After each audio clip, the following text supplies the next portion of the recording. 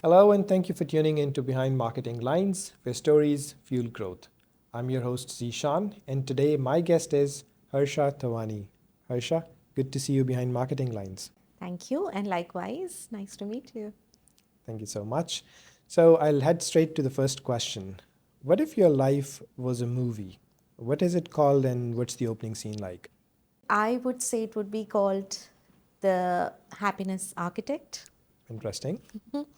And why I say that, I think it would start with a really fast paced montage of me juggling between meetings and content reviews and campaign reviews, and at the same time, dealing with motherhood and, kids' issues and this and that. And, it'll probably end with me kind of sitting down quietly, sipping my coffee, and thinking about how I can make things beautiful today.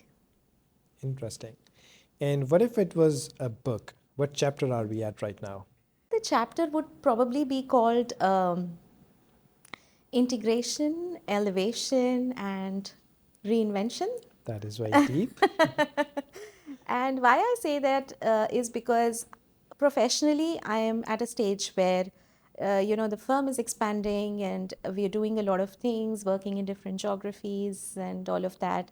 And at the same time, I'm kind of, always trying to keep myself elevated, integrate leadership, marketing, and, the firm ethics, values, as well as like personal happiness and motherhood.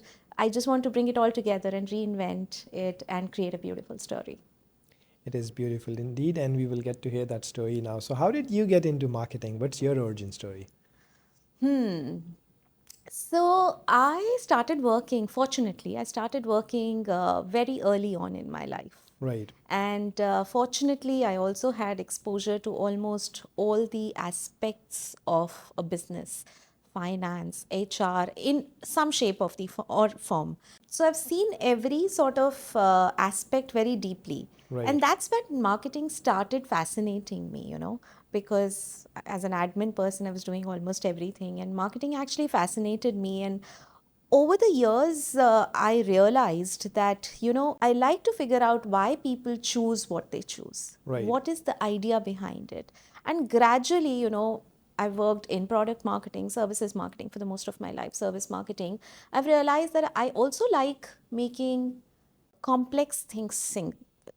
So, what happens? Marketing actually allows you to do that, simplifying complex issues, things, agendas, and products, services, all the more. So, I think that's the story of my life. Was there any plot twist so far, or was it a smooth journey? There have been many plot twists, but I normally people remember the recent ones, and the recent plot twist was when I actually started working for a cybersecurity firm Interesting. 8 years back. And suddenly I realized I am not marketing a product or a service anymore. I'm actually marketing trust and national resilience and, national security and safety. And Right. that kind of brought a different perspective to marketing as well. And I think I would call that a very big plot twist, though it was service, but it was very different. Looking back, I mean, was there any defining moment in your life that, okay, now this is, I'm at a crossroad and this is the path that I need to take? I think it's a combination of many moments. Right. There have been many sort of milestones and things that I've done in my career that have shaped it the way it is right now. Right. And some of it was when I did NLP. I was learning to be a coach, and I was studying these neuro-linguistic programming and how people behave, why they behave the way they do, and all of that. And then I was also doing, professional services. And then I had done cybersecurity.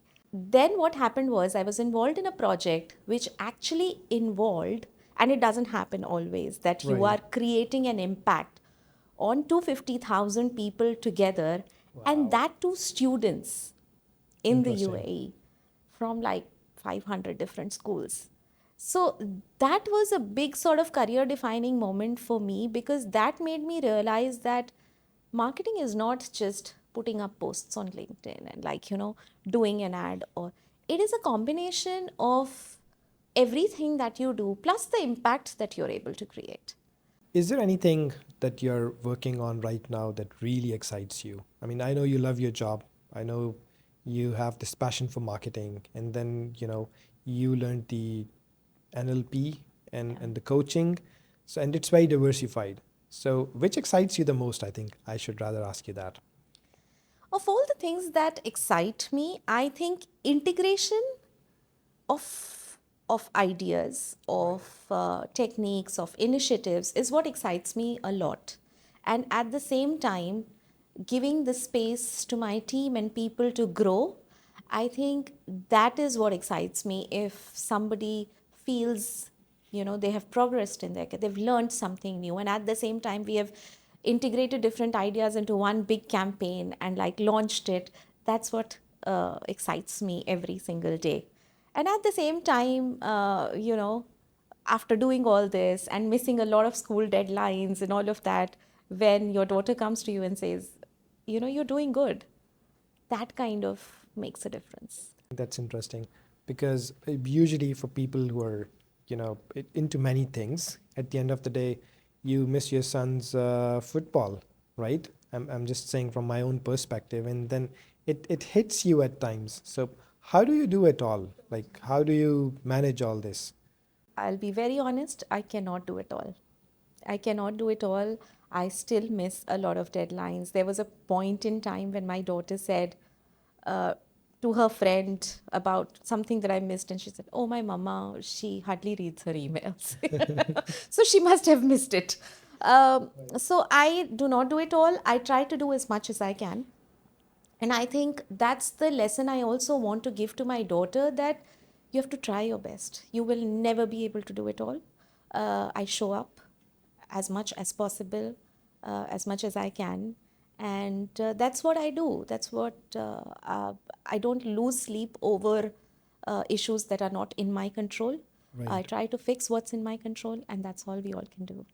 And I think the biggest lesson that I take from this conversation is that you have to show up. Yes, always. You just have to show up, right? And things will fall into place. Even when it's not comfortable, even if when things are not going great, just showing up helps.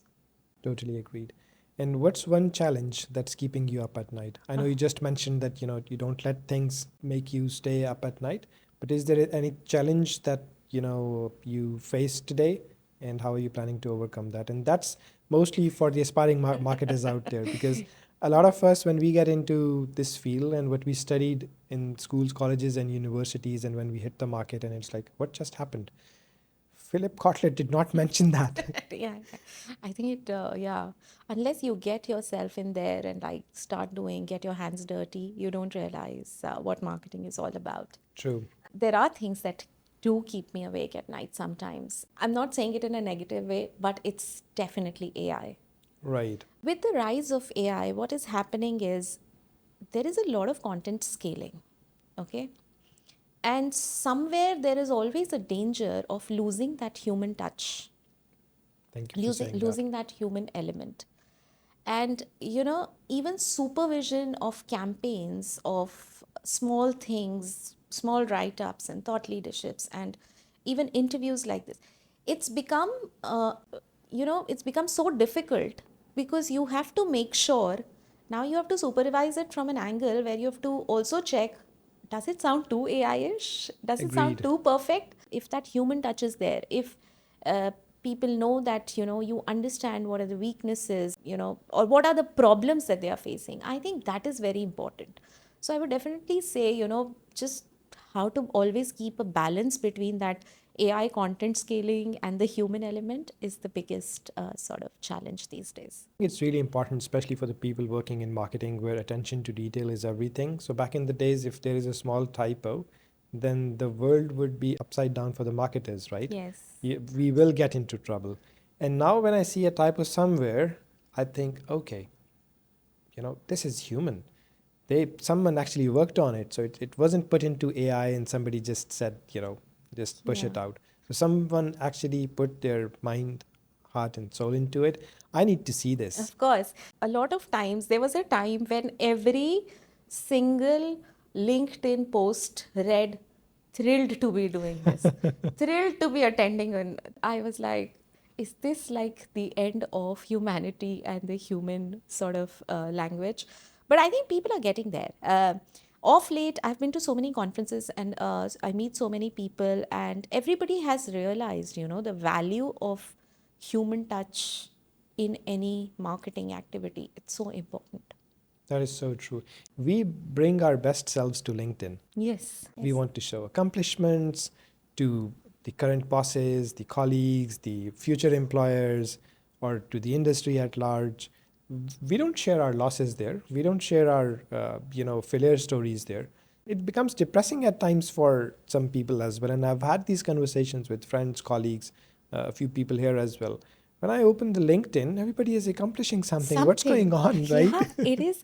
It can be very sort of demotivating for the people who are not posting, because there's so many emojis and there's so many like, and it's so perfect. Nobody can write this. That is so So, true. yeah, We still need to bring in this human element into human it. element, Yeah. definitely. Even if we are storytellers, and as marketers, we are, right? And that's what we do. We tell stories. And either we have to record those stories or write those stories, and then we have to compete with people doing that using ChatGPT as well. There's no harm in using No, ChatGPT, of I'm course, not. at the end of the It's day. a great tool. 100%. It's just that striking a balance is very 100%. important. And please remove those dashes and the emojis. Yeah, please do.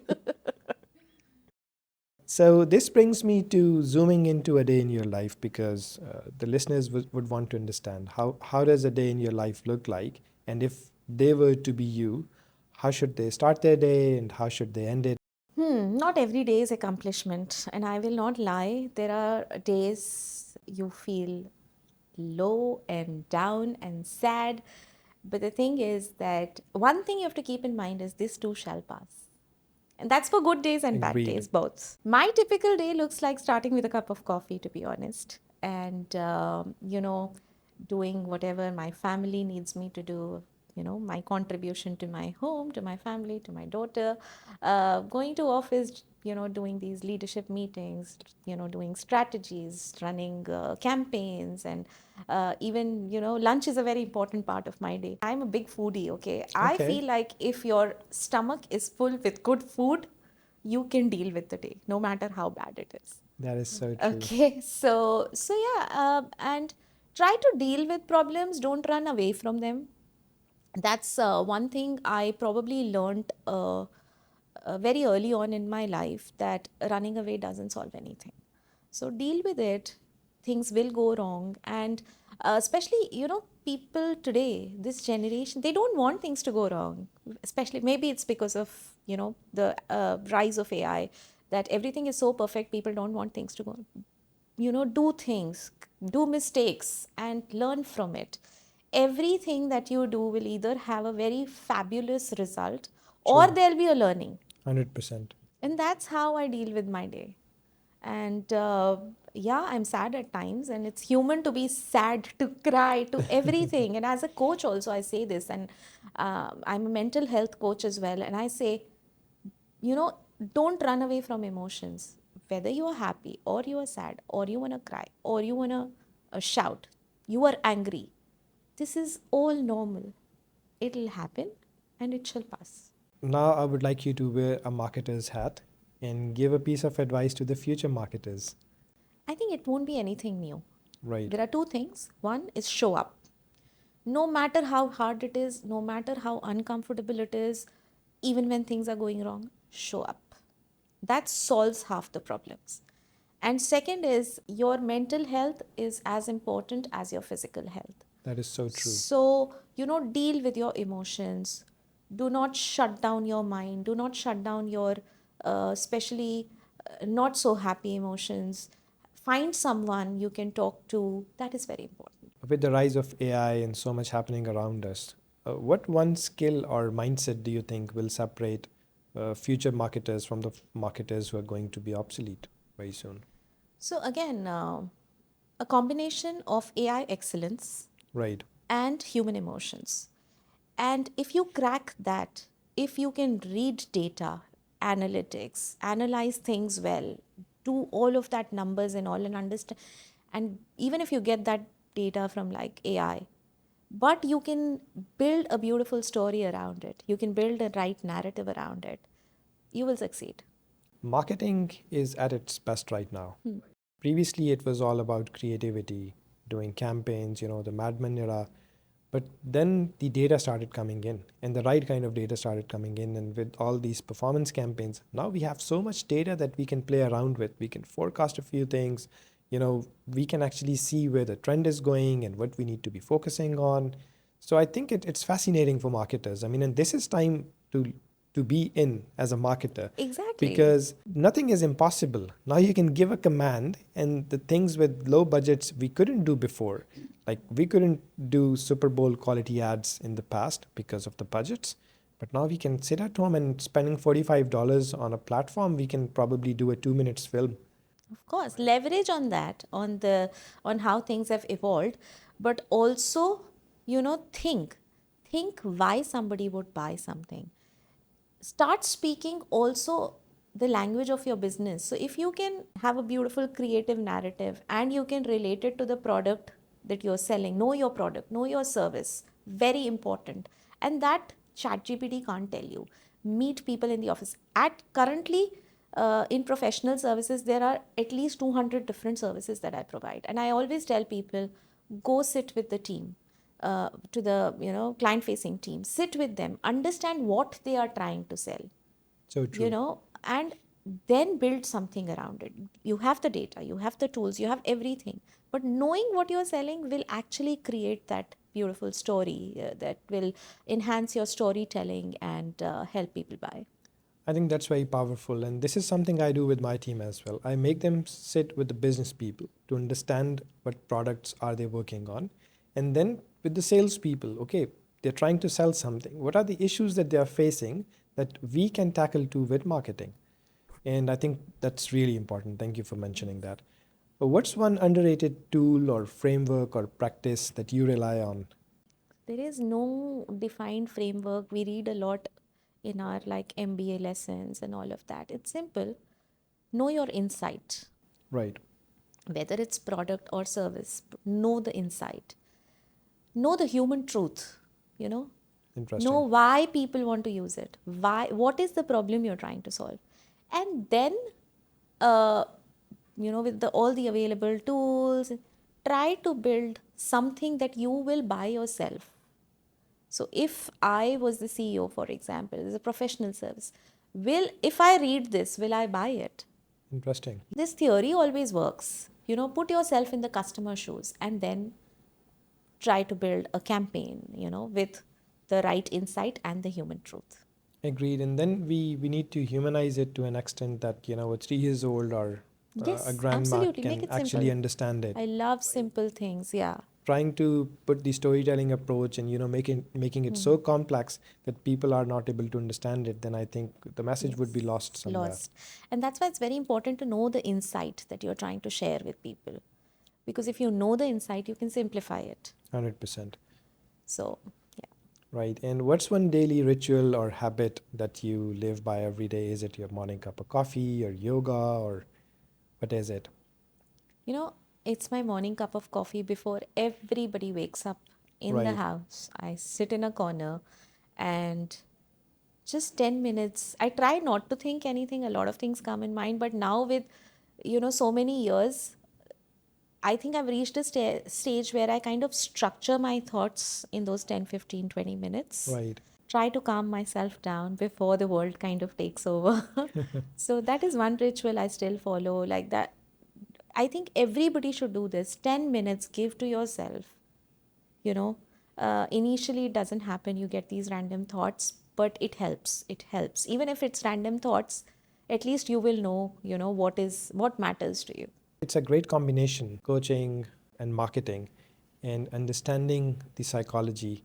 Why are people behaving the way they are behaving today, right? Or in a certain circumstance. So I'm pretty sure that this side of your career helps you a lot with the marketing side of Of things because, course, I mean, consumer psychology is very important. very important, very, very important.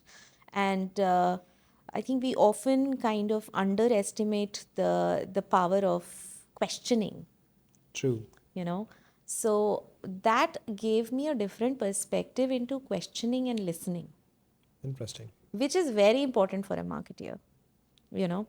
So questioning and listening is very, very, very crucial when it comes to marketing. And that, what I've done in life kind of has built that capability and skill in me. What if you were teaching a crash course to your younger self, maybe from 15, 20 years ago?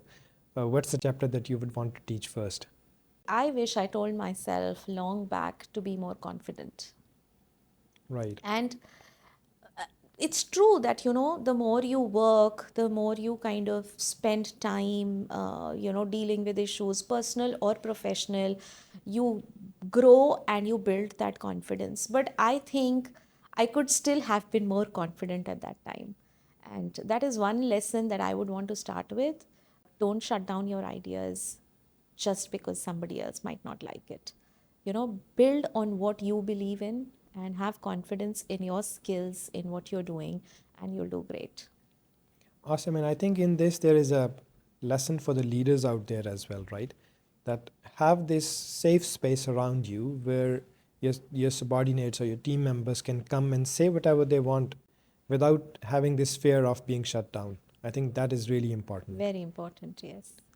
Perfect. So now we'll move to the rapid fire round. Oh, You'll wow. have to choose between one of the options given. So we'll start with the professional ones. SEO or paid? Paid. Brand or performance marketing? Brand. Creativity or data? Creativity. Corporate structure or startup hustle? So I've not done startup. So I would say corporate. Books or podcasts? Podcast, definitely. Because you're so much on the road these days That and is you so can, true. listen to podcasts and things like that. It's easy. It's so easy. LinkedIn versus Instagram? LinkedIn.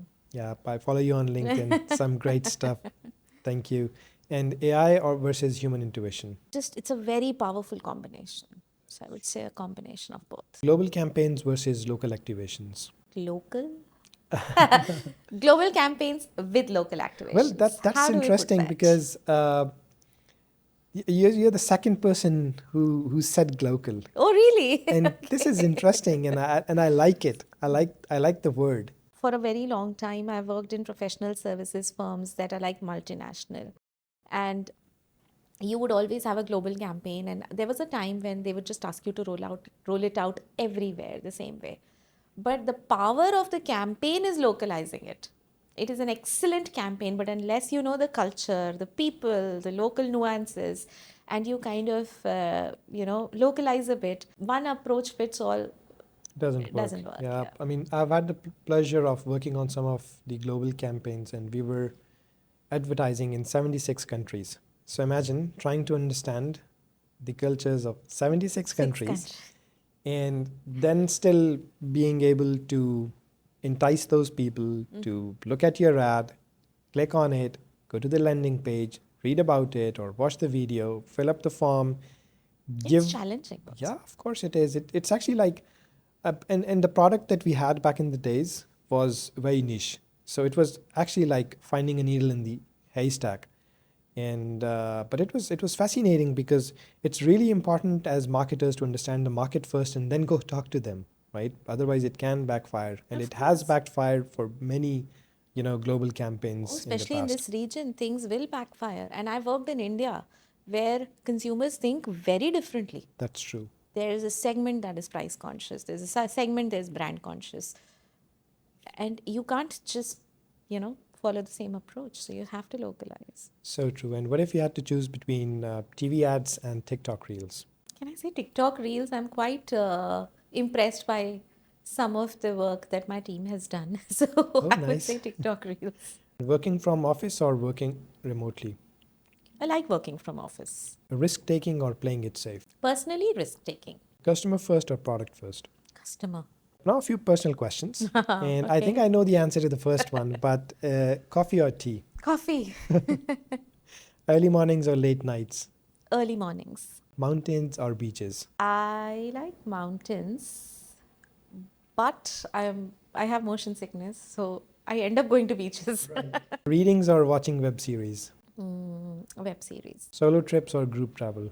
group travel, Minimalist or collector? minimalist, City life or countryside? city life. You must have done thousands of campaigns so far. You have a glittering career. When I looked at your LinkedIn, I was fascinated. What if your life was a marketing campaign? What would the tagline be? Strategy with a heart, I would say. I like it. What's the best piece of advice that you have received so far from your gurus or mentors or people you've worked with? So many, so many. I want to mention all of them. But again, as I said very early on in my life, somebody told me to show up no matter how difficult it is. Right. That is one piece of advice. And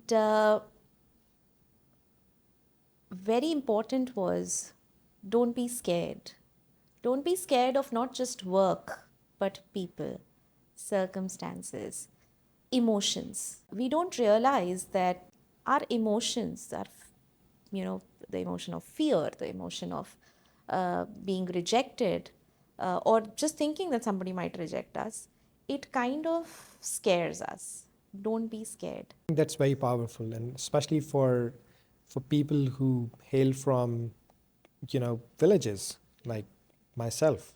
I mean, I was born and brought up in a village, and when I came to the city to get the early education, I would say the bachelor's, the master's, and I was scared. And at times I wouldn't show up. But then I learned it the hard way that no matter what, I just have to be there.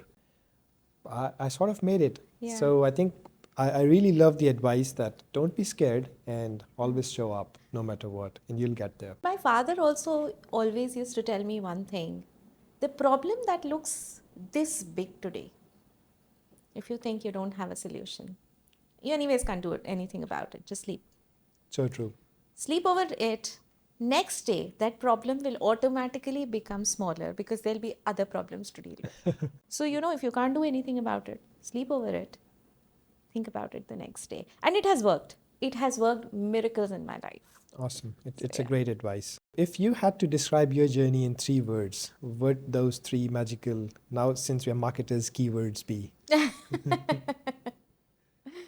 Elevation, transformation, and excellence. Imagine if marketing as we know it today disappears tomorrow. We wake up and there is no internet, there are no social media, they don't allow you to put out a billboard, and they say that you cannot advertise in the newspaper or magazines anymore. So, what's one thing that you would want to bring in? You would wear your superhero cape and you would go out, fight, and bring it back. I would try to bring LinkedIn back because Oh, that nice. would bring a lot of things back, That is so That'll true. bring people, that'll bring other marketeers, at least, in human language, we can talk to each other. So I would try to bring LinkedIn back. I'm glad you said that because for a very long time, LinkedIn was underrated. Very, yeah. All of a sudden, it has picked up. Kudos to the LinkedIn team as well. They experimented with a lot of things, top voice program and writing articles, and they were just trying to keep people engaged. They did so many things, but finally, I think people themselves understood that, okay, if I need to keep up appearances on the professional side, then LinkedIn is the way to go. Yes, and I have also been a professional sort of LinkedIn coach for a lot of Nice.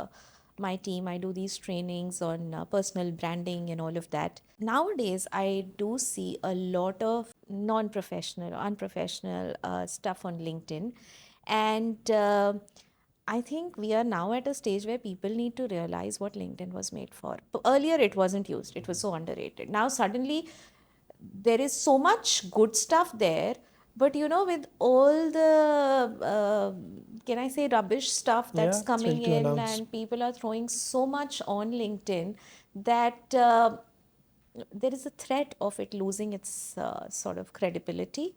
But again, kudos to the team. They have done a great job, with all these programs that you're mentioning, and all those ticks and verifying people and all of that. But yeah, I love the platform. I'm pretty sure you must have put a lot of billboards out there in your professional career. What if you can put a billboard for yourself on Sheikh Zayed Road?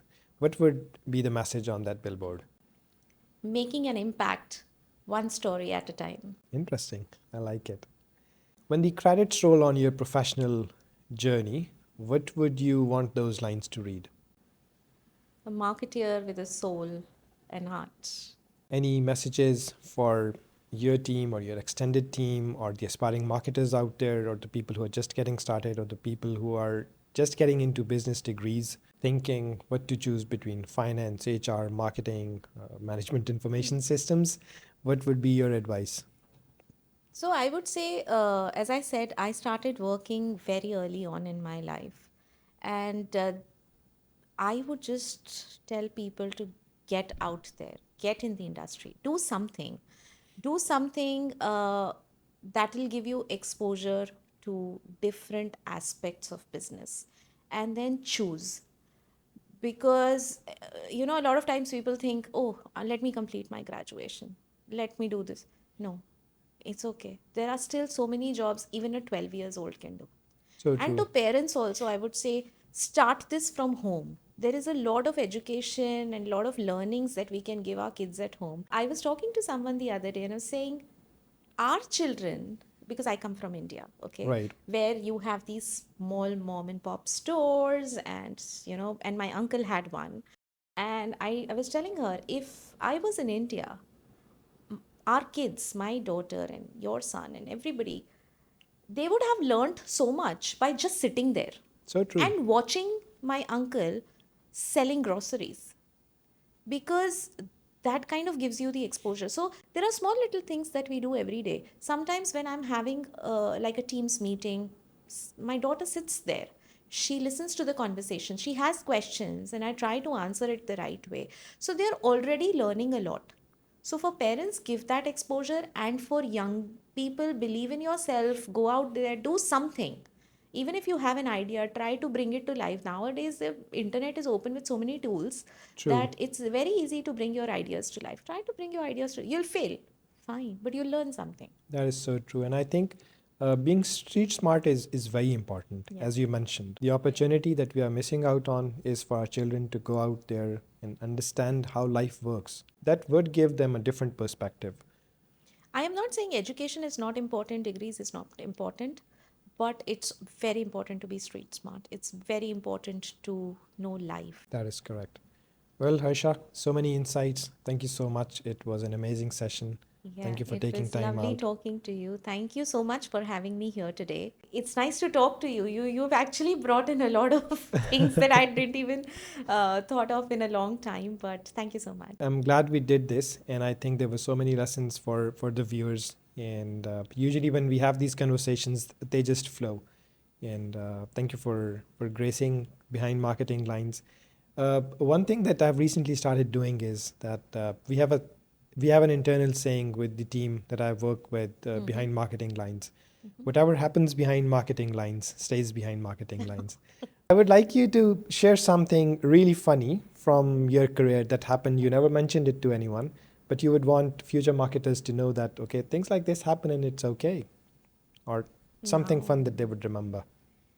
now it's funny. At Right. that time, probably it wasn't. Digital marketing actually just happened to me. It was, again, why I say my life has evolved a lot is because that was just digital marketing happened to me. And I remember somebody came to me and said, come, we'll talk about SEO. Okay, and I just started because there was nobody else who took the initiative to kind of do the website. And I was doing the website, and let's talk about SEO. It's like, yeah, we need to do a lot of things, meta tagging this. Yeah, yeah, I'm coming. Like, I had no clue. So I kind of Googled it, Right. and I picked up 4 or 5 keywords because I had to meet, this gentleman in like 5 minutes. And I picked up 4 or 5 keywords. Every time he had a question, I would just say those 4 or 5 words. And then to a point, he's like, do you even know what I'm talking about? Right. I said, listen. And then I was very honest. I was like, I've recently started this. And like, before you mentioned SEO, I had not even bothered checking what it is. Now I do. And you give me some time and I'll come back to you with a proper plan and everything. And he just bursted out laughing. He was a nice gentleman. Bursted out laughing. He's like, I thought so, because your answers were not making any sense. so, so again, that also kind of shows, show up. You're wrong. Be honest. That is so true. Yeah. Well, thank you for sharing that. I think that's the story of a lot of marketers who were there when people were, or when the industry was transitioning from the Madman era to this hyper personalized, now AI focused era of marketing. Well, that was Harsha's story. Thank you very much. It was a pleasure having you. And thank you for tuning into Behind Marketing Lines. We'll see you in the next episode.